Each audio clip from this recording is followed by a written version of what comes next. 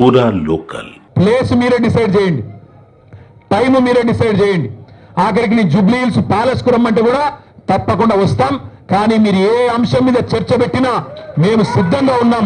కేసీఆర్ తయారు చేసిన గులాబీ దండు గులాబీ సైనికులం సిద్ధంగా ఉన్నాం. మాట్లాడుతూ ముఖ్యమంత్రి ఆయన మంత్రులు కొత్త పదం నేర్చుకున్నారు. మేము కేసీఆర్ను రమ్మన్నాం.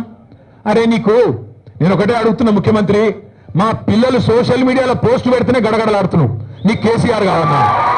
చిన్న పిల్లలు కాలేలో చదువుకునే పిల్లలు చిన్న పోస్టులు పెడితే దానికే గడగడలాడుకుంటే వాళ్ళని తీసుకుపోయి జైల్లో పెడుతున్నావు, నీకు కేసీఆర్ కావన్నా? నీ లెవెల్కు మేము చాలు, నీ లెవెల్కు మేము సమాధానం చెప్పే సత్తా కేసీఆర్ తయారు చేసిన ఇంతమంది సైనికులకు మాకు ఎవ్వరితోని, నువ్వు నన్నే కాదు, మా ఎమ్మెల్సీలు, మా ఎమ్మెల్యేలు, మా ఎంపీలు, మా మాజీ ఎమ్మెల్యేలు, మాజీ ఎంపీలు, సీనియర్లు, మా పార్టీలో ఏ నాయకుడైనా నీకు సరిపోతాడు నిజానికి. కానీ నువ్వు ముచ్చట పడుతున్నావు, పేరు తీసుకున్నావని నేను వచ్చినా, మళ్ళా నువ్వు ఎప్పుడు పిలిచినా వస్తా. లేదా నీకు చర్చ చేసే ధైర్యం లేదు, స్పీకర్ గారిని అడ్డం పెట్టుకొని మైక్ కట్ చేసుకుంటా అసెంబ్లీలే టైంపాస్ చేస్తా అంటే అది కూడా ప్రజలు చూస్తా ఉన్నారు.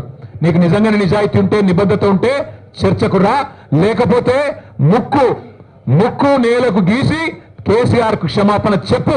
తప్పుడు కూతలు కూసినందుకు రైతు బంధు లాంటి పథకం పెట్టిన మహానాయకుడు, రైతు బీమా లాంటి పథకం తెచ్చిన మహానాయకుడు, భారతదేశ చరిత్రలో మొట్టమొదటిసారి 24 గంటలు రైతుకు ఉచితంగా కరెంట్ ఇచ్చిన నాయకుడు కేసీఆర్. అట్లాంటి నాయకుడిని అడ్డగోలుగా మాట్లాడినందుకు ముక్కు నేలకు రాసి చర్చకొచ్చే దమ్ము లేదు, కేవలం నాకు రచ్చ చేయడం మాత్రమే తెలుసు అని చెప్పి తప్పుకో, క్షమాపణ చెప్పు. అంతేగాని ఇట్లాంటి పనికిమాలిన డైలాగులు, పనికిమాలిన సవాళ్లు మరొకసారి విసిరొద్దు. విసిరితే మాట మీద నిలబడు అని మళ్ళొకసారి విజ్ఞప్తి చేస్తూ